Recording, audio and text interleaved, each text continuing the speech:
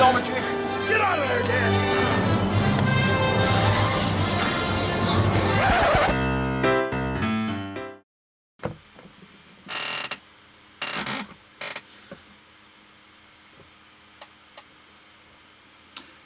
We're live. We are. Okay. Yeah. Well, welcome to, I'm just sharing this out so other people can see it. Oh, yeah. Welcome to episode 9 of You Call This Archaeology. We're recording this on Friday, August 18th. We are broadcasting live from the Reno Collective in Reno, Nevada. Welcome to the Facebook Live audience, whether you're watching this now or later. Welcome to the Archaeology Podcast Network audience, listening on audio, hopefully from a trench near you. True. And welcome to the Happy Archaeology Fun Time audience on YouTube. Outstanding. So, all right. Well, I'm going to keep sharing some of these out just a little bit. Richie, what are we doing today while I ignore our audience completely and try to get more of them? Well, today I was doing a whole bunch of networking, surprisingly.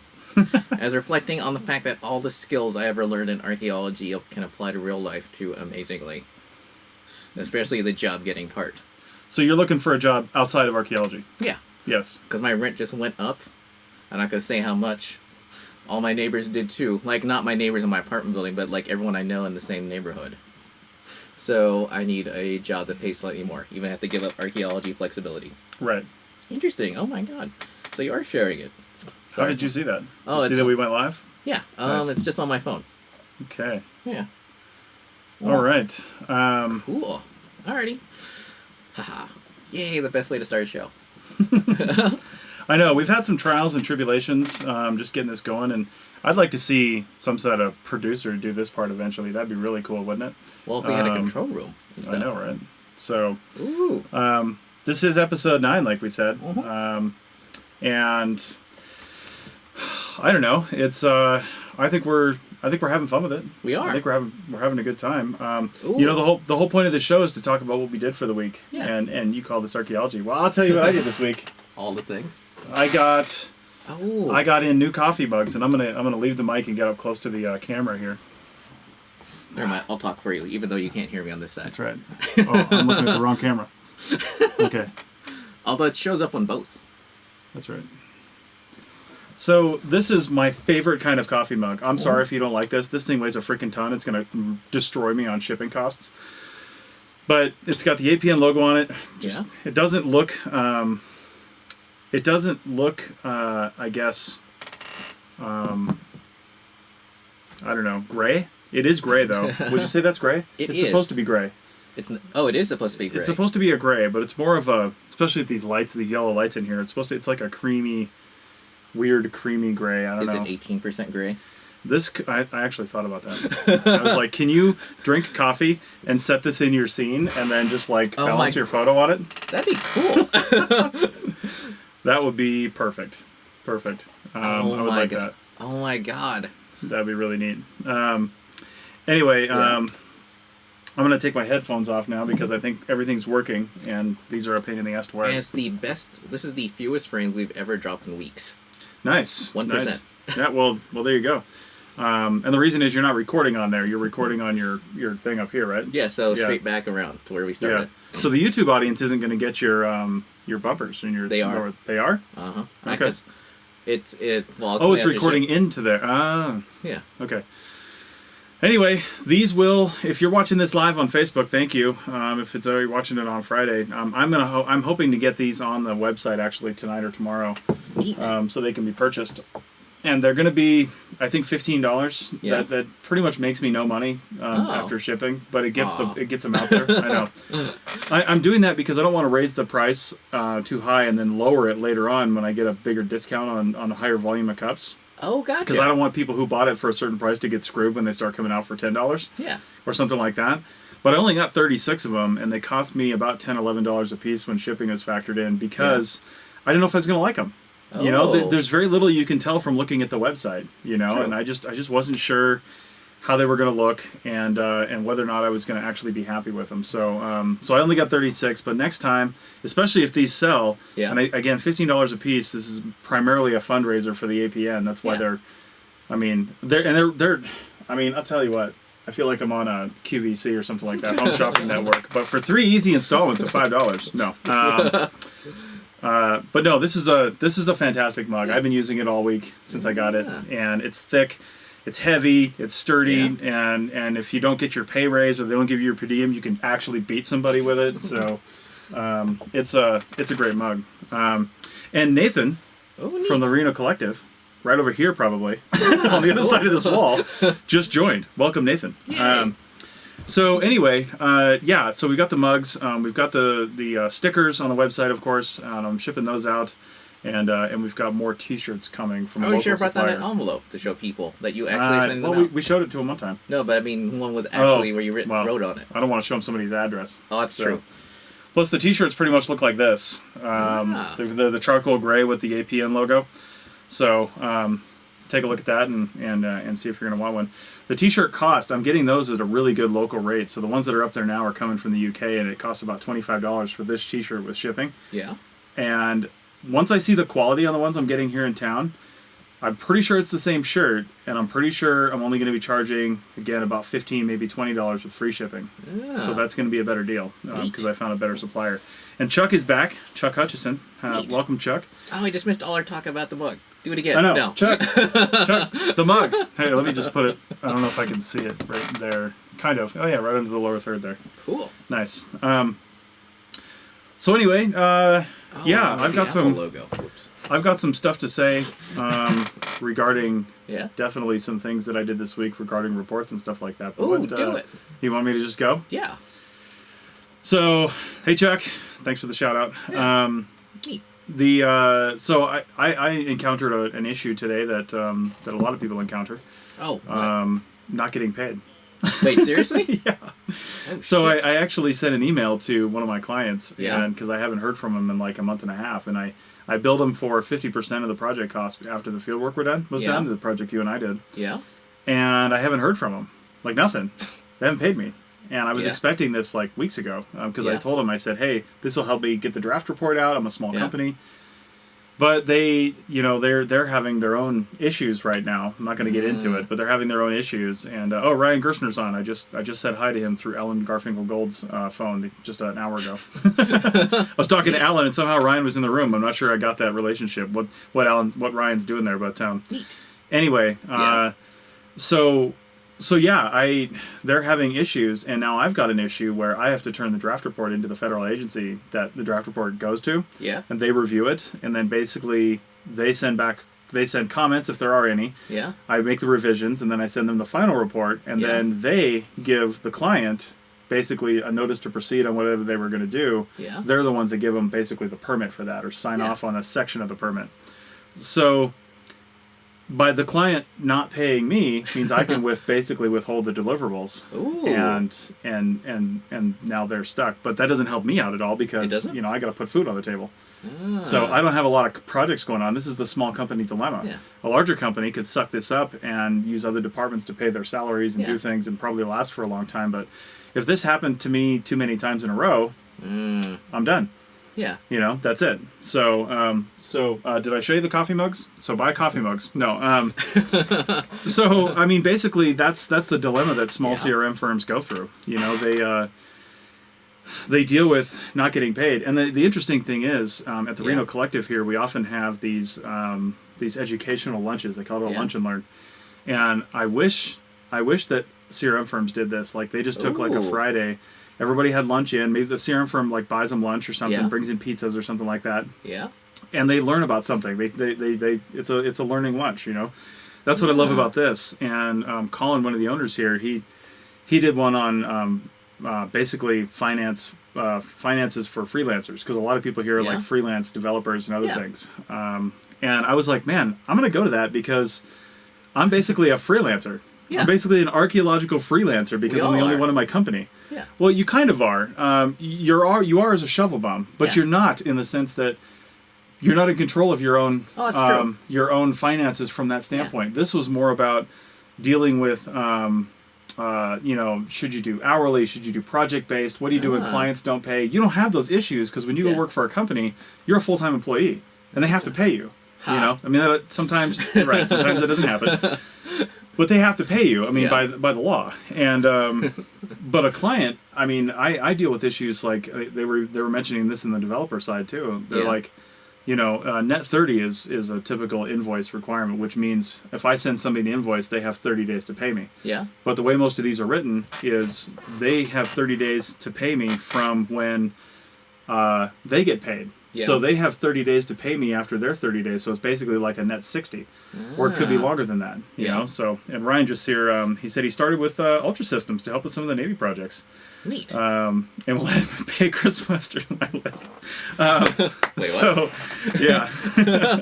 Thanks, Ryan. Much appreciated.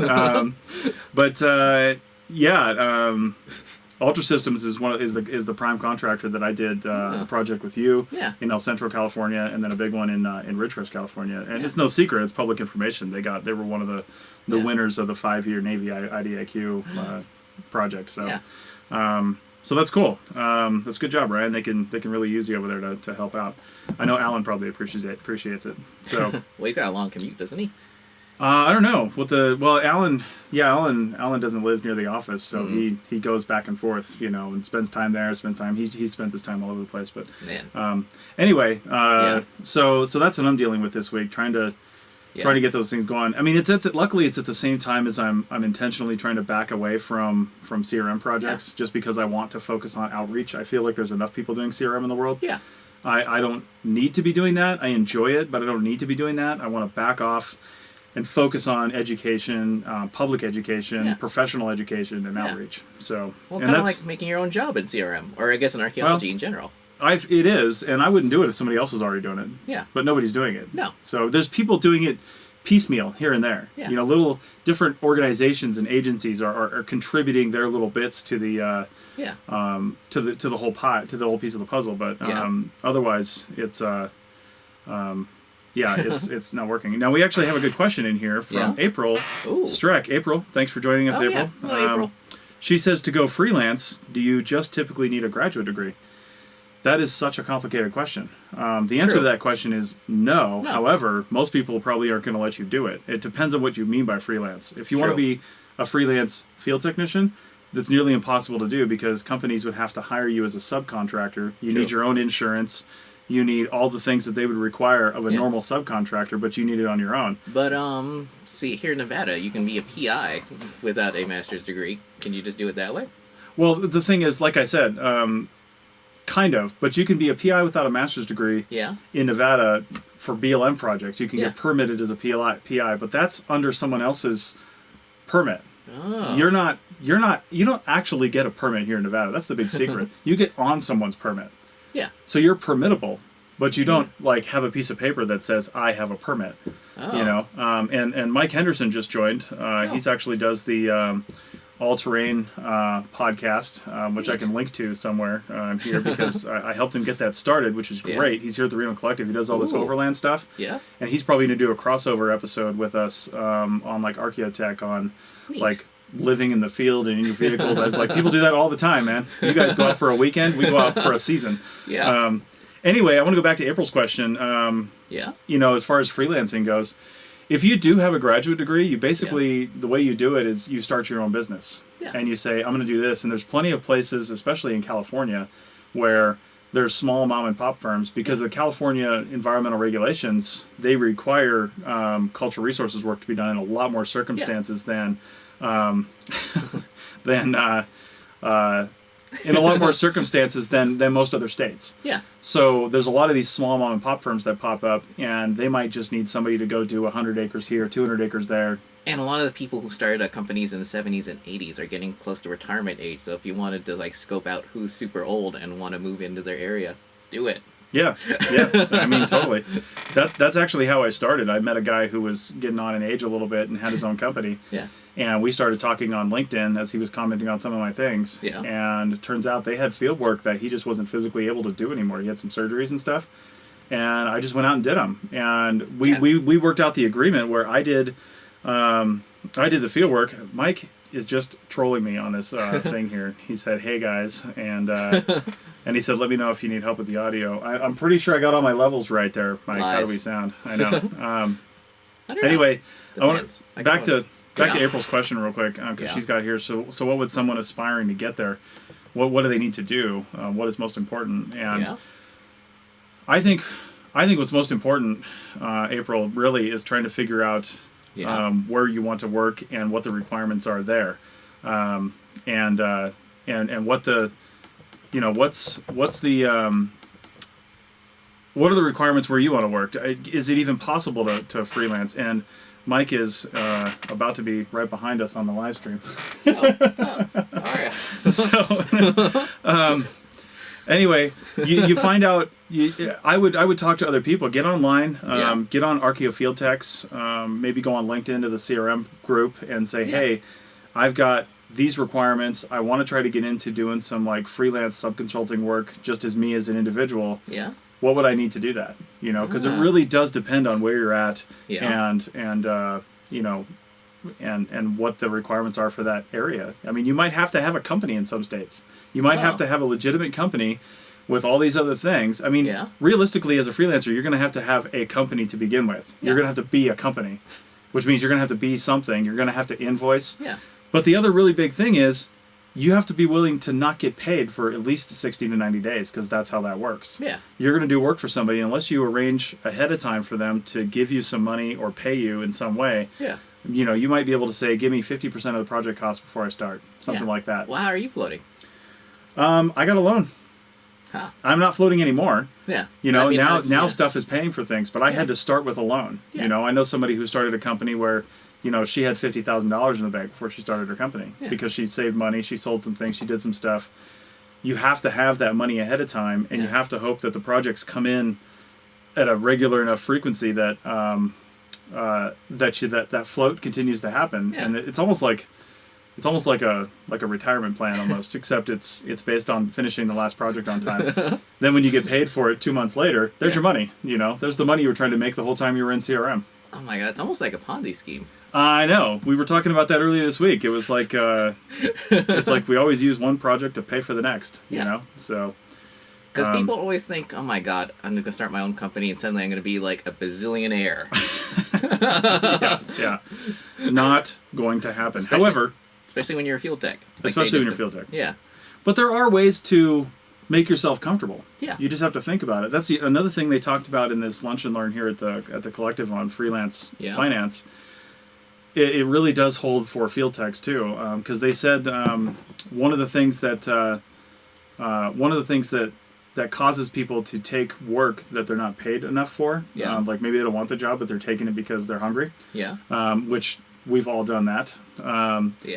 One of the ways to do that is he said it's the scarcity model. Like when you don't need it, you're not going to be looking for the lower stuff. So if you had say 2 or 3 months worth of finances in the bank, then you're less apt to take that horrible job that's only a few weeks long, that doesn't pay very well, that you know it's not going to make you happy. You're probably going to lose money because you got to drive there and drive back.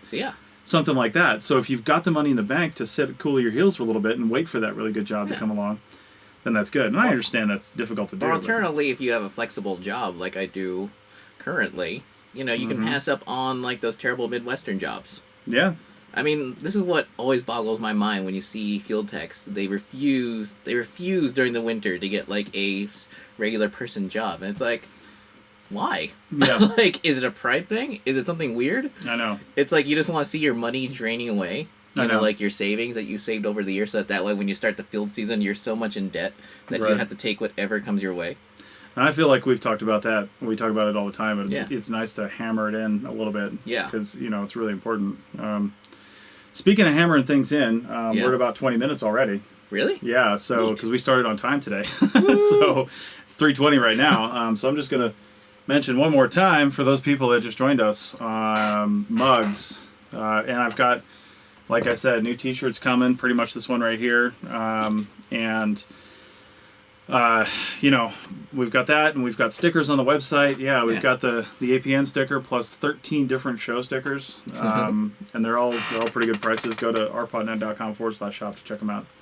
So that doesn't need to be a long ad. That was actually like 30 seconds. I think that's good. Yeah. So what's some stuff that you can think that you did this week that's a little more... Oh my god. I actually brushed up on my civilian resume. And I also was, since I was working from my archaeology resume, I realized I need to update that too. That's happening tonight. Now, your civilian resume is something unlike I've ever seen in my life. Yeah. It looks like a bunch of colorful Post-it notes on Exactly. a piece of paper, and it really would stand out if somebody See? were to see that. I mean, do you print that on like glossy cardstock? Do you go all out Yeah. on it? Yeah. I actually go, like, if you go to Kinko's, they Yeah. there's those photo printers. Yeah. That's what I do on it. I mean, if you're going to put it on a resume, and people tend to go cheap on that stuff sometimes. They're like, Ooh. oh, I'm just going to go black and white and do this thing. Wait, hopefully they can't read this from way back here. I don't think they can even see it. It's too shiny. Well, whatever. Anyway, well, I'm going to get to the relevance to archaeology here in a minute, but Yeah. people tend to go too cheap on that. But, I mean, you don't need to go crazy Yeah. on your CV, like on the paper quality and stuff like that, because Yeah. I don't think, I mean, No. most people just PDF them and send them in anyway in archaeology, but I think you should go noticeable. I think Yeah. it helps to get something in their brain, not in a bad way, Yeah. but in a good way, because even if it's subconscious, people might think later on when they're going through Yeah. the second round of looking, that yours will stick out Yeah. because it wasn't just a blank page of text. Oh my god! It also makes me think, because today it's a long story, but at my current civilian workplace, there was like a whole pile of like these people we didn't hire, like their cover letters, their applications, and their resumes, and we were going through them, and it gave me insight on stuff not to do. Like, don't open up your cover letter with "Heidi Ho neighbor." That was actually something someone wrote in. Also, don't write like something that when you print it out comes out to like 6 pages for your cover letter. Yeah. Cover letter should be 1 page. Yeah. Yeah. And conciseness is all right for a resume, but if like you can't even tell what you did at this job, then literally. Right. And also make sure your resume is commensurate with the application, with the place you're trying to hire for. Which means look at the requirements. Yeah. And make sure it fits. Yeah. Yeah. Because we were like getting like people who were like, I was looking through some of the resumes we were shredding that we didn't even call back. It's like, PhD engineer. And now you want to work at a bookstore and you're like Right. 80 years old. Yeah. And, it's a physical job. Yeah. It's amazing sometimes people don't read the job requirements. Yeah. It's I actually put in a job listing one time. I ended up not needing it because Yeah. it was for those big projects I did a couple years ago. Yeah. I ended up not really needing it because I knew enough people, like Yeah. word of mouth, that just came into me. But so I didn't have to take anybody off the street. But Yeah. I basically said, don't send me a PDF. I want your LinkedIn profile, your public LinkedIn Interesting. profile link. Yeah. And that was kind of a test to see Yeah. if they read it, and it was Yeah. kind of a test to see if they knew anything about like professional resources like LinkedIn and how Yeah. to set that up properly. Yeah. And I had so many people private message me on Facebook their resume or CV, and I'm thinking, that's great, you got a lot of experience, but Yeah. you can't follow simple instructions. See? I'm throwing this in the trash. See? Like, I don't even care if you're Yeah. the best archaeologist in the world. Yeah. You can't follow simple instructions. Yeah. And it's And so many places do that. Like at my current civilian job. yeah. Like, they, it's like, it clearly says, please apply on the website. And people Mm-hmm. still try to come in and bust in. They like show up in a suit and tie. They're like, yeah, but I just wanted to show up. And it's like, no. The Yeah. owner just like throws you out. Yeah, I mean, these people, people who are managers and reviewing these resumes and CVs. Yeah. You want to know what the last thing they want to do with their day is? Talk to you if they don't Yes. have to. Yes. They don't have enough time for that. No. I mean, if you've got an HR department and they're doing some sort of mass hiring, like there's some Yeah. places in town doing that for big jobs. Yeah. They expect you to show up for that because Yeah. that's in the instructions. But most places, if they say, don't call us, don't See? come in, don't do anything, Yeah. don't do it. Because they'll remember you, but they won't remember you fondly. Right. Yeah. Yeah, they'll remember you for all the bad reasons. Yeah. Yeah. Oh my Now, the God. one caveat to all this, to going in, Yeah. is if somebody didn't put out a job listing, and let's say you move to a new town or you want to yeah. work somewhere, Yeah. you can show up to these places. Yeah. We're not saying don't ever show up. We're just saying don't show up if they said don't show up. Yeah. If they didn't say anything, I mean, and you're Yeah. local and you can go in, Yeah. sure, do it. But if they specifically said send us your Yeah. Now if you want to go in, if you tell them, say, hey, I'm local, and it says on the job listing, Locals only? well, if it says on the job listing, send us your PDF of your resume and your cover Yeah. letter and your references. Send them all that, but in Yeah. the email where you attach those things, say, hey, I live 5 miles away. I always do that. I can come in and say hi if you want, and Yeah. just check out. You guys can check me out, and we can just talk and Yeah. whatever. And if they respond to that, great. If they don't go in. Yeah. You know. And, you know, for people who are worried about LinkedIn, if you've never been to LinkedIn, you can actually have your resume front and center. Yeah. I mean, if I was just, I haven't checked out the app in forever. I'm not sure if it shows up in the app, but it definitely shows up on your browser. Mm-hmm. Yeah, because I was looking at a friend's one, and it was like super interesting. I was like, wow, that's actually pretty good. Yeah, you can add it as like an attachment Yeah. on LinkedIn, but I don't even do that because I crafted my LinkedIn profile to have all that stuff on it. Yeah, same here. Yeah. That's Excuse cool. me. So, And also don't forget the whole networking aspect. Because people think, oh wow. my god. I know, right? But people think, you know, Live. like you have to go to like a conference or have to show up at these places. Think about how you know where you work and like put out feelers there. Like I work in a place where I run into people all the time. Yeah. I'm like, oh yo, what's up? You know, I mean, people I work with, people, you know, people who run companies. I'm like, oh yo, what's up? I'm, you know, here and I got a flexible schedule. If you want something, let me know. Yeah. If you need a field tech. And it pays off. Like yesterday I just got a Facebook message. It's like, hey, I heard this person's hiring. You know, maybe you want to slip them a resume. Nice. Yeah. I mean, that works. Yeah. So, anyway, I would say, you know, we started this off talking about your civilian resume. Yeah. And while I think that would be probably a little much for most archaeology companies. It is. That being said, though, Yeah. I think you're on the right track, Yeah. you know, because like I have, for example, on my CV, and I put my CV as it sat in 2014 as an appendix in my book, so you can actually see it. Yeah. But I've got this graph on there that shows because it's important in Nevada how much time you spend as a field tech and as a PI and as a crew chief and stuff like that. And those things are important, and so I've got all that on there listed in months, and it's as a graph, like a pie chart, like a 3D pie chart.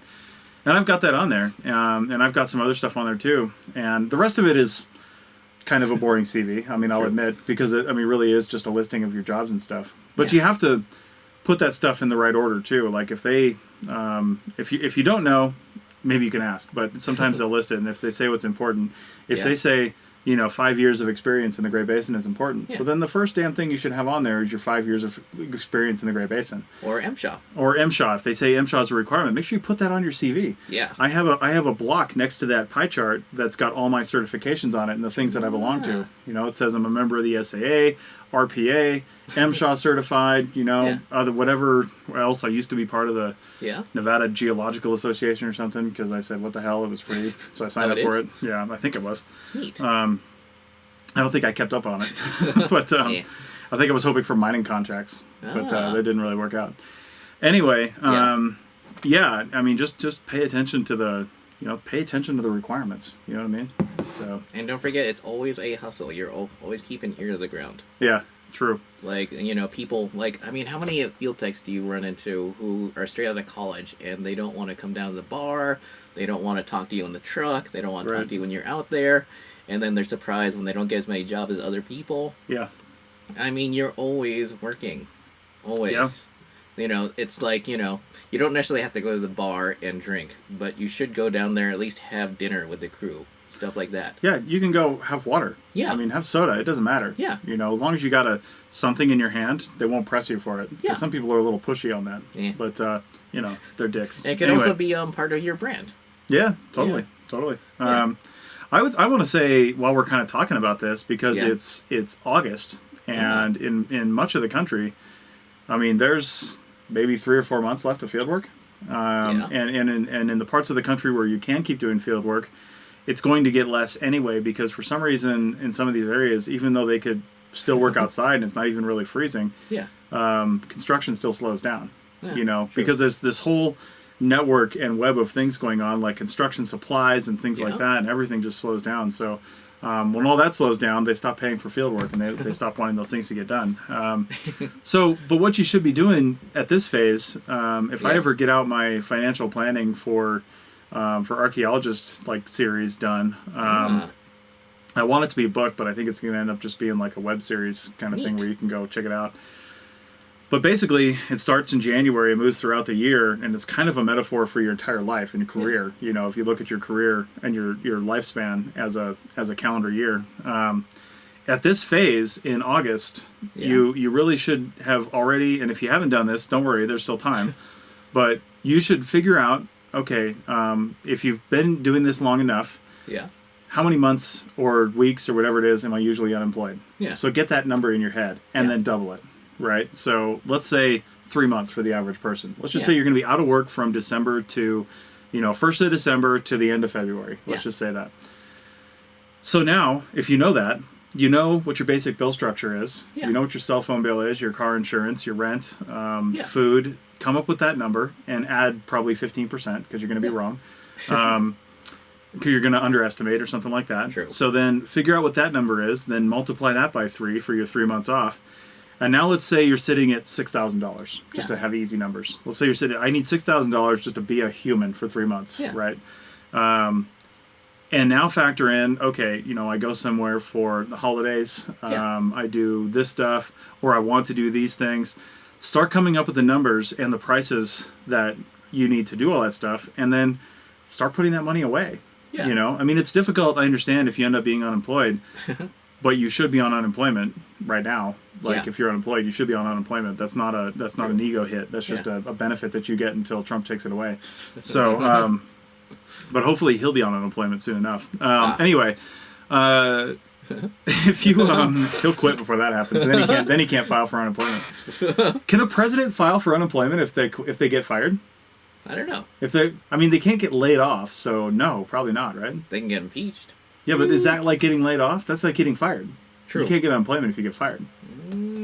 That's an interesting question. Anyway, great planning for post years. I know. So, anyway, you should have a figure in your head by now, and you should be knowing what you're going to do. Now, my thing is, you now have two choices. Let's say it's the end of November and you've got $8,000 in the bank, right? Yeah. And it's November 25th. You're planning on being done December 1st. The project you're on magically is ending on November 30th, let's say, right? So, but then you see a Shovel Bones posting or an Arc Fieldwork posting for a new job, and it's going to take you through the middle of January. Yeah. You've got two choices. You can take that job and then, keep saving your money. Yeah. Or you know what? You can take advantage of the fact that you saved all that money. Yeah. And now you've got the gift of, a job that most people don't have. Most people have 2 weeks vacation every year, or 3 weeks, or even 1 week, or no vacation, right? Most people have that with their regular 9-to-5 job. True. There's a lot of security that comes with that. But then there's a lot of chains that come with that too. Their only vacation is taken with family, is not a stress reliever, and is just a nightmare.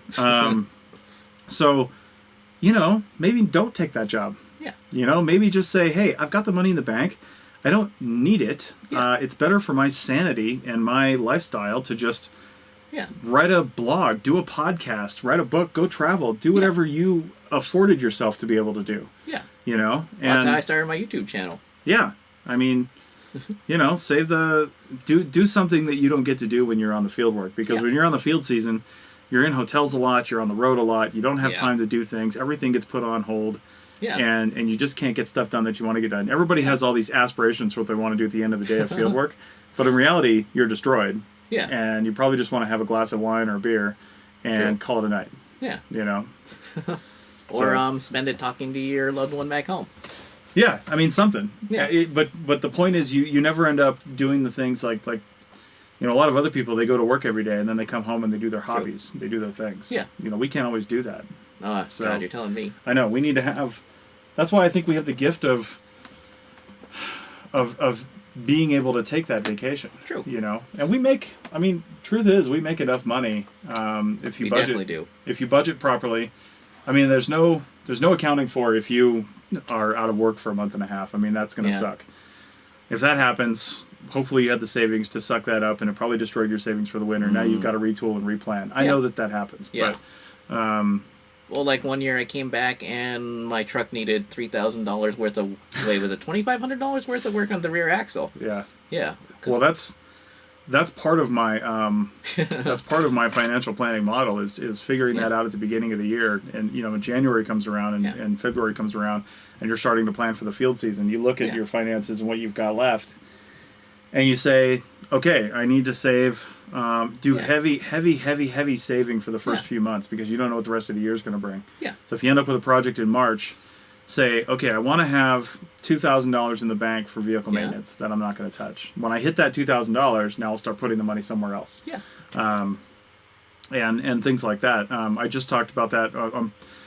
I'm in the Civil Air Patrol. I'm a squadron commander, and I'm also head of the finance committee because I'm the squadron commander. We have a 5-person finance committee. Wow. And Really? we have to have our annual budget into the wing finance committee Yeah. by so the Nevada wing by the end of September, because it's the end of the fiscal year. Yeah. So the fiscal year for 2018 starts October 1st, and we have to have our budget turned in by then. So Yeah. I'm in the midst of trying to figure out, okay, how are we going to spend the money that we think we're going to get for next year based on historical things. And one of those things, like, we have a big food booth we do at the Reno Air Races that starts on September 13th this year. And that's kind of late.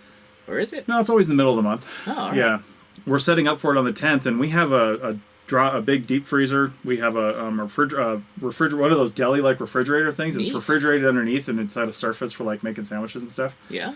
And we've got 4 fryers for French fries. We've got a big gas flat metal grill kind of thing. Yeah. We've got all this stuff, and if any one of those things breaks, we're kind of screwed. Like, we don't have a replacement. Oh, So I didn't in think our about that. I know. So in our budget, we have a line item for moving a certain amount of money every year into a replacement account for stuff for the Reno Air Races. And when that hits, I think $2,500 we said or something like that. When that hits that money, then we're going to stop putting money into it, because that amount of money will pay to replace any one piece of equipment that we have. And we'll have that money, we'll be able to go buy it immediately and replace it. That's suspiciously responsible. I know, right? Especially considering that nothing like that goes on at my current civilian job at all. Like, at all. Well, people get cash poor, man. They're just and humans are no different than businesses. That's where I think the whole treating corporations as people, we kind of laugh about that, but it's kind of true, actually. They do behave as humans sometimes. Or they're just a reflection of the people person who's running it. And that's actually the real truth right there. Yeah.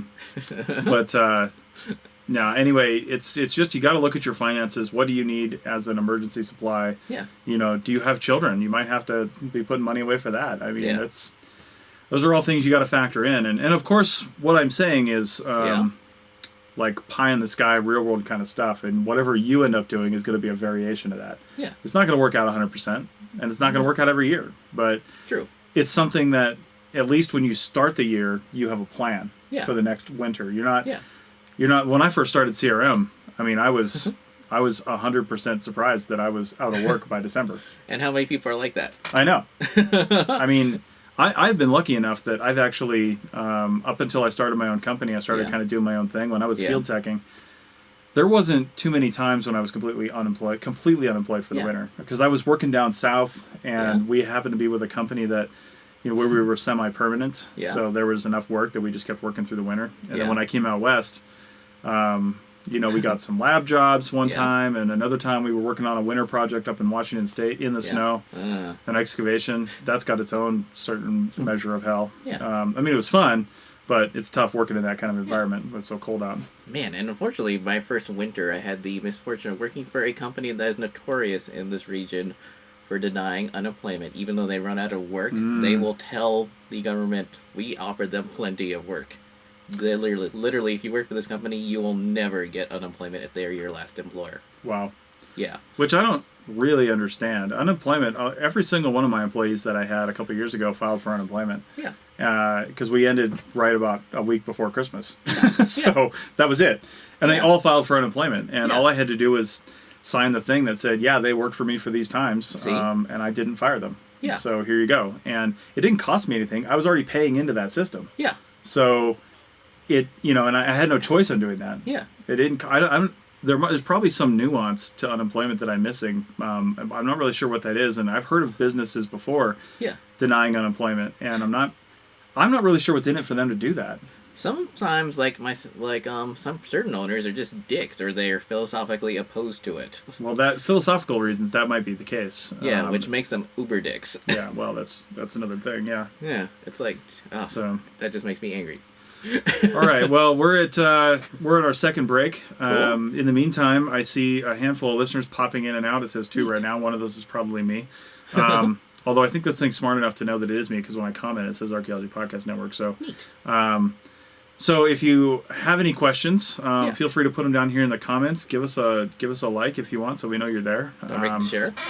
Yeah, share it on your own page or on another group. I shared it to Archaeofield Tech's Neat. North American Archaeological Tech Forum and the Archaeology page. Oh, I think I intended to. And my own page. Anyway, and April Strick shared it out as well, so that was really fantastic. Thank you for that. Anyway, let's do a quick thing since we're at our second break. Yeah. I just wanted to promote real fast because I've been dealing with it a lot lately. The ARC 365 podcast. arcpodnet.com/ARC365, ARCH365. It's a podcast a day for 2017. I started it, I had the idea actually for 2016, but it was just kind of an idea that I never really formulated. But then the push was Trump getting elected president. Really? And I was like, and all the things that started to come out immediately about environmental laws and heritage laws and national parks and all this other stuff. And I was like, we just need a daily dose of archaeology. Yeah. Just a short one. It's just 5 minutes, sometimes up to 15 minutes, but usually they're really short. Yeah. Just a daily, here's your injection of archaeology for the day and history and stuff like that. I don't really tie it straight to archaeology. It's history, archaeology, whatever. I don't even care. Yeah. But just check it out. If you get too many episodes in your queue, just delete some. I don't care.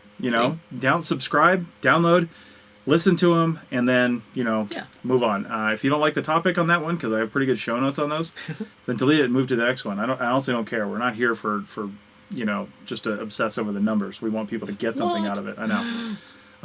What I would like you to do, though, if you do like the show or any other show on the APN, and since you are watching this on, if you're watching this on the Facebook live stream, go over to facebook.com/arcpodnet if you're not there right now, and share out to your own page any of the episodes on the APN that you like. Because that helps. The whole reason we do this is to get is as an educational thing and as a public service, so people can learn about archaeology. Ooh, do positive reviews on iTunes help? Positive reviews on iTunes help. Reviews on the APN Facebook page help. You can review it as a business and see how we're doing. Yeah, like 4 people have done it or 5 people have done it. Neat. And then share it to your own page, because I feel like talking to archaeologists is great, but it's kind of like preaching to the choir a little bit. True. So if you share it out to your own page, the episode that you like, the particular episode, I don't expect you to share all of them, but if there's one that really hit you, share it to your own page so your family and friends that are not archaeologists, they're not in the heritage sector, can gain something from that. And welcome, Will Gully. Oh, neat. Yeah. Oh my God. Wait, that dude is so familiar. Like, he's is he local? I don't think so. I've never actually met Will, but I've been like social media friends with him for a while. Interesting, because I worked with a whole bunch of people I think who know Will. Maybe. I feel like a lot of people know Will. Will, you're kind of famous, so thanks for joining in the podcast. So yeah, that was it for the PSA. We got about 16 minutes left in this episode. There was an idea I want to talk about. Oh yeah? Yeah, it just returned to me very quickly. Yesterday, I was listening to the Moth podcast. They were having their 500th episode. And for those of you who don't know about the Moth, it's where people tell stories about their real life. Like, one that always stuck out was where Neil Gaiman was talking about how he started out as a punk rock musician. And when he had his first concert, someone threw a bottle at his head. He's like, I'm going to become a writer. And I was thinking, we need something like that. Like, we need a live event like that, but for ologists. Not necessarily just for archaeologists, but for ologists in general. Like, how many of us have awesome stories? Like, we tell it here on a weekly basis, but man, I'd love to hear biologists' awesome stories. That would be really cool.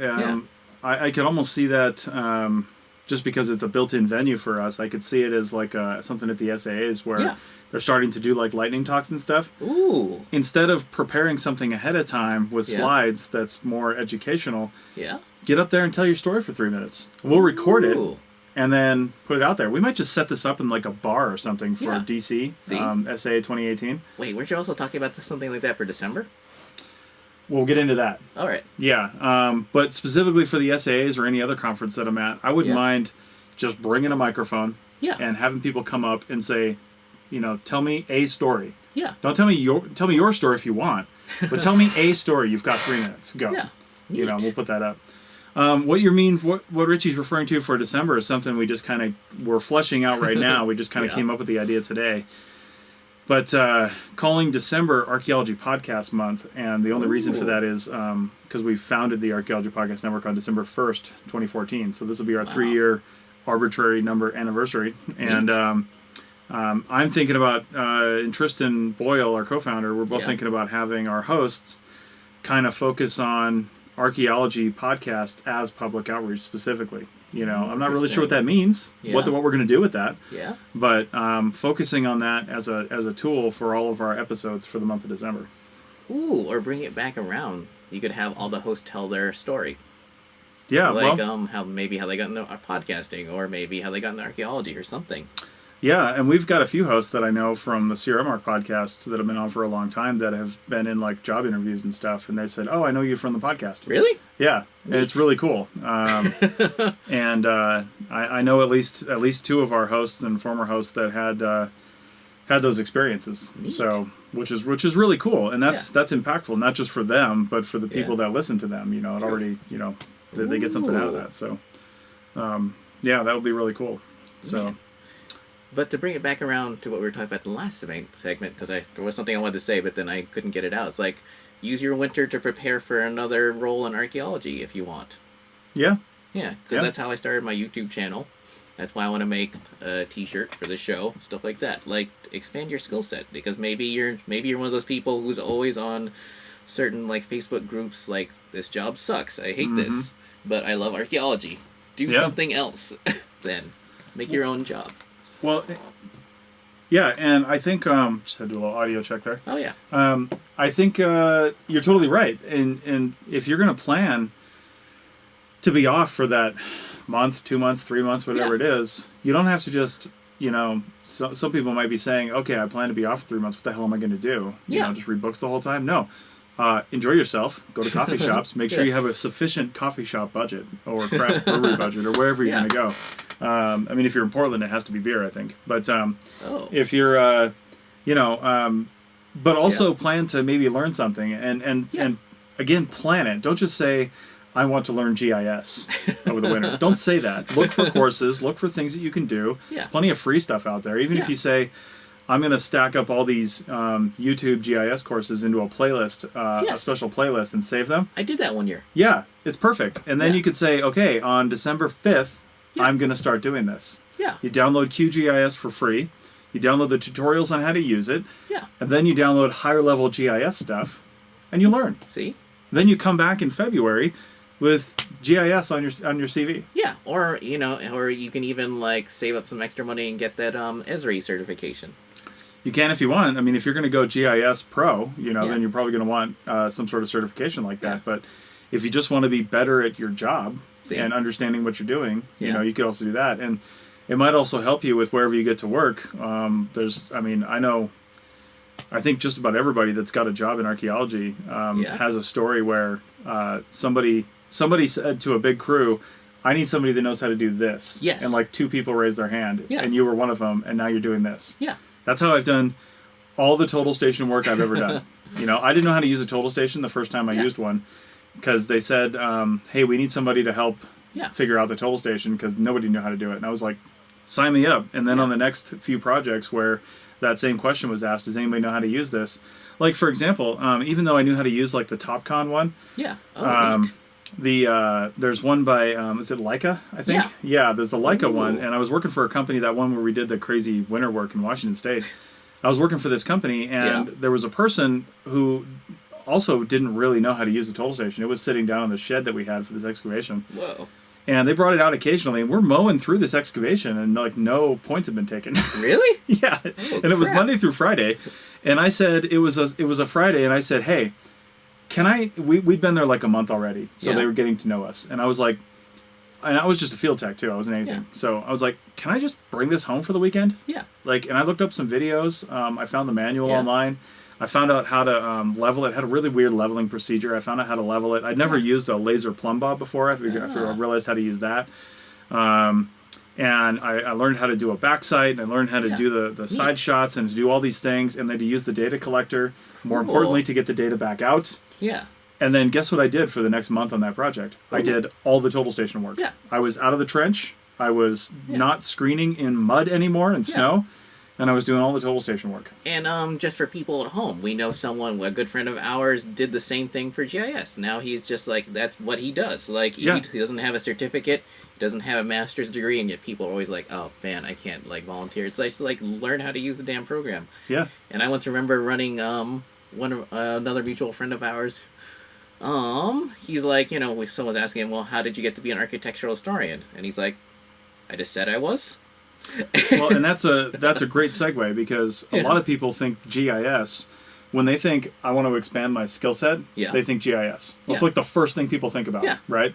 But there's lots of other things that you can help improve your survey, your CV. Now, some of the next most obvious ones, I think, would be like, learn more about lithics. Yes. Learn more about regional toolstone type stuff. You know, learn more about ceramics or historics, like cans and bottles and stuff like that. There's always more that you can learn, and maybe you can't even put some of that stuff on your CV, but you'll be more knowledgeable, and it will come out. Yeah, and people will just figure it out. Yeah, and then one of the ones I wouldn't even have thought of is architecture. You know, I mean, that's becoming more and more important. It's becoming less important for you to learn that as a skill in Nevada, because if you actually have standing architecture on your project, it needs a separate report by an architectural historian, like a qualified one. That's one of the few jobs you can't do where you just say, I learned a whole bunch about architecture, so now I'm an architectural historian. Interesting. They require credentials. So I don't know what credentials Jim had, if you remember Jim. I thought he had a degree. Interesting. I thought that's what his original degree was in. Because a lot of architectural historians I know have gone to companies and ended up just being archaeologists. But all right. Well, because he said, I just said I was. Well, that might be the case. Or maybe it was just that I don't know. Maybe there's a story behind that. Who knows? But like almost everyone I know, who like sells himself as a lithic analyst or a ceramics specialist or whatnot, most of them don't have master's degrees.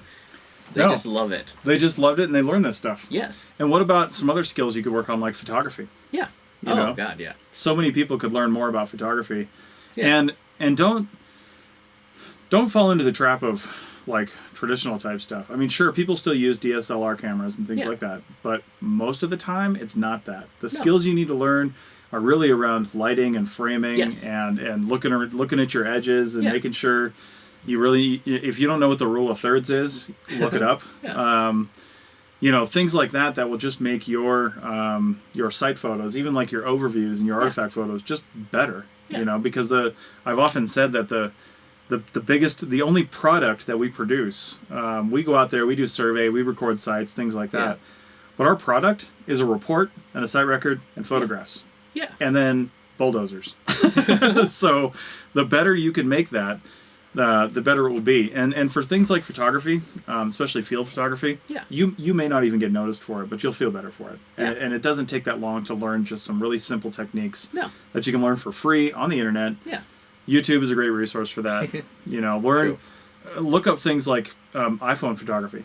Use just knowing how to use your own devices that actually work, or any of your Android or Samsung type devices with really good cameras. Yeah. Learn what kind of apps you can use just to take better photos, and that will help you all around. Well, one of my favorite YouTube technology review channels, he just uses his iPhone. Like, that's all he uses to film himself. And you can't even tell the difference anymore. That's the crazy part. Right. Like, the YouTube audience is going to be watching this video that was taken on my, well, I want to say vintage now, but I guess electronic years is vintage, on a Panasonic GH2. And that was a crazy expensive camera when it was new, but this phone takes better video than that one. Yeah. This phone is a 12 megapixel camera that'll shoot a TIFF photo and a 4K video. Yeah. Same with this. Yeah. Well, not the 4K video, but it will take TIFF. Right. Yeah. Exactly. So I still don't understand why the BLM. Is it the BLM requires TIFFs? Yeah. They require TIFFs, and they have a guide in the BLM regulations on converting, like how to convert JPEGs to TIFFs, which stupid doesn't even make sense. Actually, that's like alchemy. It's not possible. Well, I mean, it is possible, but it is, but it's not. It's theoretically possible. You can do it, but you're not actually doing it. Well, I mean, but you're also not making a better quality photo, because you can't make a photo better. You can only make it worse. Think of it as you just excavated this unit, and now you're backfilling it. Yeah. You're starting with a JPEG. You're starting with an excavated unit. Yeah. And you're saying I want a full unit, so you backfilled it, it's not the same thing. Yeah. I mean, maybe you can kind of do it if you separated your layers as you took them out. Oh my god. Yeah. That makes me think takes me straight back to my college days. My god. Like actually we were taught how to excavate the professor, obviously we couldn't excavate on site, but what he did was he made these, like, I don't know, you want to call them planter boxes, but they were square, and then he filled them with dirt. Yeah. And that's how he learned how to excavate, which is crazy when you think about it. There you go. Yeah. Nice. Nice. Oh my god. All right, so there's only a few minutes left. What do we want to? Let's talk about next week. So we've been saying we're going to be live at 3 p.m. every Friday. Yeah. However, next week I'm going to a conference in Anaheim, California, actually right across from Disneyland. Neat. So if you're actually down there and you're listening to this somehow right now, or maybe we managed to get it online and you listen to 9 episodes between now and next week. Hit me up on social media or on Facebook if you're friends with me at ArcPodNet on or ArchaeoWebby, ArchaeoWebby on Twitter. Hit me up and we'll meet up. Yeah. You know, it'd be nice to probably say wearing hi. that T-shirt, right? At least one of the days. So yeah, we'll meet up. But I'm down there for Podcast Movement. It's a big national podcast conference. It's like the SAS for podcast. Oh, I was about to say it's like VidCon for podcast. Yeah, so it's huge. And I'm gonna go learn. Hopefully lots of different things. They've got lots of different things on, like, audio engineering and all kinds of stuff. Yeah, I know. So could definitely use the help on that. But so yeah, I'll be doing that, which means I'll still be in LA, the LA area, on Friday afternoon when we would normally be recording this.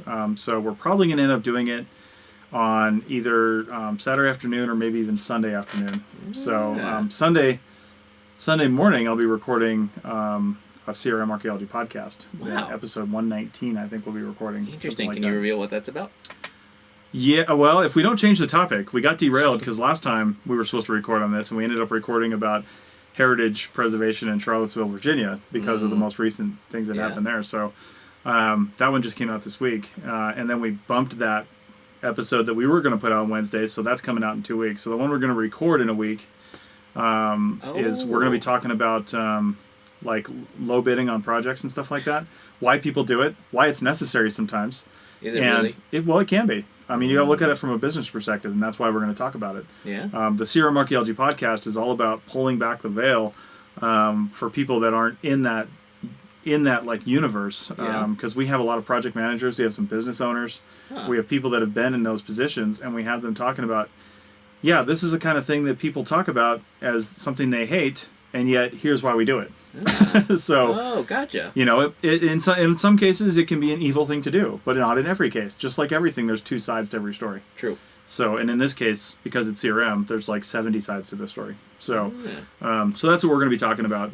We're hoping to bring on Sonia Hoopmacher, who's a co-host of the CRM Arc podcast. She's a business owner in Utah. Yeah. Bill White, who's now, as of I think this week started or something like that, a professor at Berkeley. Now teaching his first class at Berkeley, but he's worked for a long time in CRM. Yeah.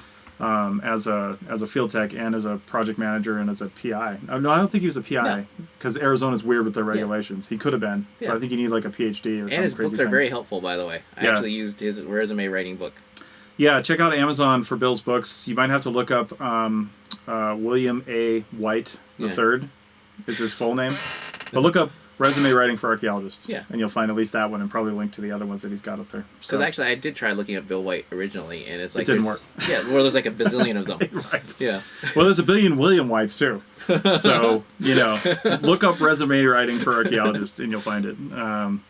So, anyway, I think we'll put up that last screen. So, check out, if you're listening to this on Facebook, thanks for the share, or share it when you see it.